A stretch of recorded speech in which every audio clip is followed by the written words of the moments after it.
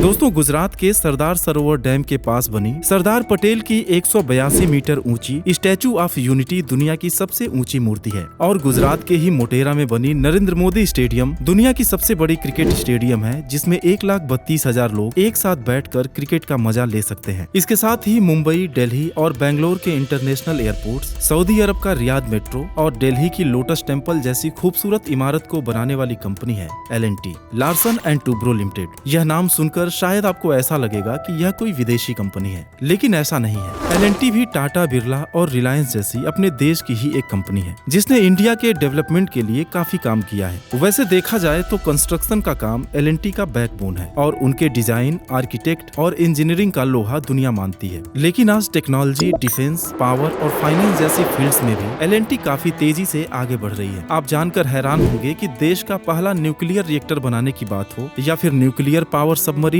INS Arihant का निर्माण हो, हमारी सरकार ने L&T पर ही भरोसा जताया है। यहाँ तक कि मंगलयान और चंद्रयान प्रोजेक्ट भी L&T के सपोर्ट के बिना पूरा नहीं हो सकता था। आज की हमारी इस वीडियो में भी हम L&T के ही बिजनेस एम्पायर और सक्सेस जर्नी के बारे में जानने वाले हैं। दोस्तों, L&T के स्टोरी की शुरुआत 1934 में हुई, जब डेनमार्क की एक मशीन बनाने वाली कंपनी ने एक civil engineer Soren Kristian Toubro और एक chemical engineer Henning Holck Larsen को एक सीमेंट कंपनी के इंस्टॉलेशन और मर्जर के सिलसिले में इंडिया भेजा। दरअसल लार्सन एंड टूब्रो दोनों कॉलेज फ्रेंड्स थे। जब 1939 में सेकेंड वर्ल्ड वॉर शुरू हुआ तो डेनमार्क पर जर्मनी का कब्जा हो गया और ये दोनों दोस्त वापस नहीं लौट सके। इंडिया में ही रिफ्यूजी की तरह रहने लगे और यहीं रुककर कोई बिजनेस स्टार्ट करने का फैसला लिया। लेकिन उनके पास ज्यादा पैसे तो बचे नहीं थे, इसलिए मुंबई में एक छोटे से रूम से उन्होंने एक पार्टनरशिप फर्म के रूप में L&T की शुरुआत की, जिसे 1946 में एक प्राइवेट लिमिटेड कंपनी में कन्वर्ट कर दिया गया। चूंकि इंडिया में भी अंग्रेजों का शासन था, इसलिए हम ज्यादातर सामानों के लिए यूरोपियन कंट्रीज पर ही निर्भर थे। लार्सन एंड टूब्रो इंडिया की जरूरतों को अच्छी तरह से समझते थे और बिजनेस कैसे करना है ये भी उनको अच्छी तरह से पता था। वे कई यूरोपियन कंट्रीज के एजेंट बन गए और लोगों के रिक्वायरमेंट्स के हिसाब से सामान का इंपोर्ट करने लगे। डेनमार्क से भी डेयरी से रिलेटेड इक्विपमेंट्स मंगाकर वह इंडिया में सप्लाई करते थे। वार का समय था, जिसकी वजह से काफी सारे शिप्स डैमेज हो गए थे, जिनके मरम्मत की जरूरत थी। लार्सन एंड टूब्रो को इसमें भी एक मौका दिखा और छोटा सा वर्कशॉप खोलकर शिप रिपेयरिंग का काम भी शुरू कर दिए। लेकिन इस काम को उन्होंने अपने कोर बिजनेस के साथ मर्ज नहीं किया, बल्कि इस ऑपरेशन को हैंडल करने के लिए उन्होंने हिल्डा लिमिटेड नाम की एक सेपरेट कंपनी बना दी। माना जाता है कि टाटा ने ही L&T को इंस्टॉलेशन के फील्ड में उतरने का मौका दिया था, जिससे उनकी किस्मत बदल गई। दरअसल टाटा ने किसी जर्मन कंपनी को एक सोडा ऐश यानी कि वॉशिंग सोडा प्लांट लगाने का ऑर्डर दिया था, लेकिन वर्ल्ड वार की वजह से जर्मन इंजीनियर्स ने इस प्रोजेक्ट को छोड़ दिया और टाटा ने इसी काम को L&T को सौंप दिया था। अब L&T के हिसाब से तो यह एक बड़ा काम था और उससे भी बड़ी बात यह थी कि उन्हें टाटा ग्रुप के साथ काम करने का मौका मिल रहा था। उन्होंने इस मौके का पूरा फायदा उठाया और अच्छी क्वालिटी के साथ इस प्रोजेक्ट को समय से पहले ही पूरा करके दे दिया। पूरे देश में L&T की तारीफ होने लगी और उन्हें और भी प्रोजेक्ट्स मिलने लगे। दोस्तों, L&T ने सिविल कंस्ट्रक्शन को फर्स्ट प्रेफरेंस पर रखा और इंजीनियरिंग कंस्ट्रक्शन एंड कॉन्ट्रैक्ट्स यानी कि ECC के नाम से एक अलग सब्सिडरी बना दिए, जो आज भी L&T की मेन कंस्ट्रक्शन डिवीजन है। और ECC के द्वारा बनाए गए पहले पुल की कहानी बड़ी ही दिलचस्प और फिल्मी है। दरअसल 1957 में एक अमेरिकन प्रोड्यूसर सैम स्पीगल की एक फिल्म आई थी, the bridge on the river Kwai. असल में उस फिल्म में दिखाए गए लकड़ी के पुल को बनाने का कॉन्ट्रैक्ट ECC को मिला था, जिसे बनाने में लगभग 8 महीने का समय लगा और इस पुल को डायरेक्टर डेविड लिन की टीम द्वारा उड़ाने में सिर्फ 30 सेकंड का समय लगा। शुरुआत में इस पुल को बनाने का बजट 8 लाख रुपए था, लेकिन इस पर 16 लाख रुपए खर्च हो गए और जब सैम स्पीगल ने एक्स्ट्रा लगे पैसे का पेमेंट करने से मना कर दिया, तब सोरेन टूब्रो को समझौते के लिए श्रीलंका जाना पड़ा। लेकिन सैम स्पीगल उन पर भी चिल्लाने लगे और बोले कि एक पैसा एक्स्ट्रा नहीं मिलेगा। तब टूब्रो ने बड़े प्यार से बोला कि तब आप क्लाइमेक्स के लिए पुल को उड़ा भी नहीं पाएंगे और कोर्ट का स्टे ऑर्डर उन्हें पकड़ा दिया। कुछ दिन तक शूटिंग रुकी रही और अंत में हार मानकर सैम स्पीगल ने पूरा पेमेंट किया। और जानते हैं दोस्तों, इस फिल्म ने ऑस्कर अवार्ड जीता और 1957 की हाईएस्ट ग्रॉसिंग फिल्म बनी। भारत में कामयाबी को देखकर देश विदेश की बड़ी बड़ी कंपनीज L&T के साथ काम करना चाहती थी। आजादी के बाद कंपनी ने अपना एक्सपेंशन करते हुए कोलकाता, चेन्नई और दिल्ली में भी अपना ऑफिस शुरू कर लिया और 1950 में मुंबई के पवई इलाके में IIT मुंबई की स्थापना के लिए जब सरकार ने जमीन एक्वायर किया तो L&T ने भी आसपास के जंगल का खाली पड़ा 55 एकड़ जमीन खरीद लिया। चारों तरफ दलदल और कूड़े का अंबार था, लेकिन जब L&T ने उस एरिया को डेवलप करना शुरू किया तो सैकड़ों लोगों को रोजगार मिला और आज पवई की दशा बिल्कुल बदल चुकी है। 1950 में ही L&T एक पब्लिक कंपनी बन गई और कुछ दिनों बाद मुंबई ऑफिस को बलार्ड स्टेट के ICI हाउस शिफ्ट कर दिया गया, जिसे बाद में L&T ने ही खरीद कर अपना हेडक्वार्टर एल&टी हाउस बना दिया। 1965 में लार्सन और टूब्रो के डेडिकेशन को देखकर डॉक्टर होमी भाभा ने उनसे न्यूक्लियर रिएक्टर को बनाने में सपोर्ट करने के लिए कहा। हालांकि उस दौर में न्यूक्लियर रिएक्टर बनाना घाटे का सौदा था, लेकिन देश की जरूरत को देखते हुए एल&टी ने फर्स्ट न्यूक्लियर रिएक्टर का निर्माण किया और 70 के दशक में विक्रम साराभाई ने एल&टी को इसरो के साथ काम करने का मौका दिया। इस तरह एल&टी देश की न्यूक्लियर और स्पेस प्रोग्राम के साथ भी जुड़ गई और 1985 आते आते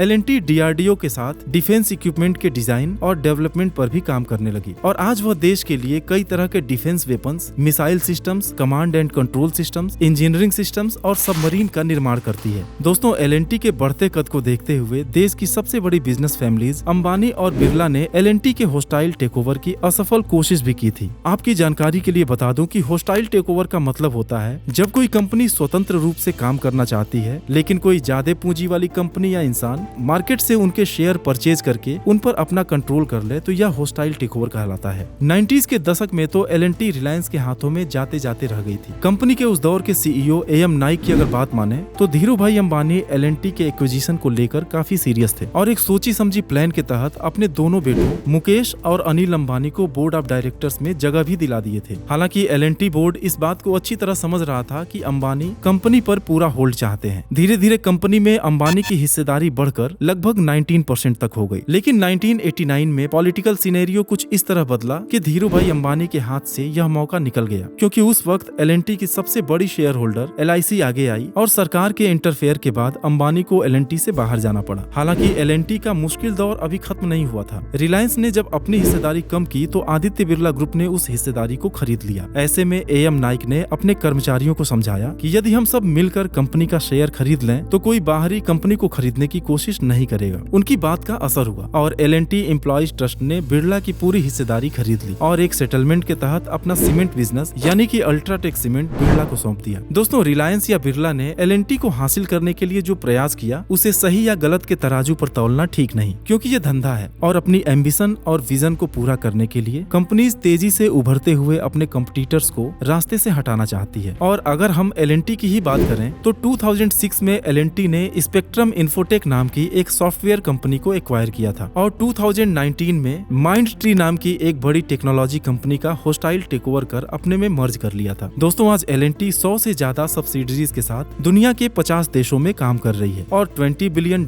के रेवेन्यू के साथ ही 3 लाख से ज्यादा लोगों को रोजगार देती है। इंडियन गवर्नमेंट $5 ट्रिलियन के GDP का जो टारगेट लेकर काम कर रही है वह इंफ्रास्ट्रक्चर, इन्वेस्टमेंट और मैन्युफैक्चरिंग के दम पर ही पूरा हो सकता है, जिसका सबसे अच्छा एग्जाम्पल चाइना है, जो पिछले 30 सालों में ही हमसे 5 गुना आगे निकल गया। लेकिन आज दुनिया भर में चीन के खिलाफ बने सेंटीमेंट का फायदा एल&टी हमें दिला सकती है, क्योंकि दुनिया भर के बड़े बड़े प्रोजेक्ट्स को सक्सेसफुली कंप्लीट करके उन्होंने अपने आप को साबित किया है। अब दोस्तों, लार्सन एंड टूब्रो के बिजनेस एम्पायर को एक वीडियो में समेटना बहुत ही मुश्किल है, लेकिन वीडियो के आखिर में एल&टी द्वारा कंप्लीट किए गए कुछ प्रोजेक्ट्स को देख लेते हैं।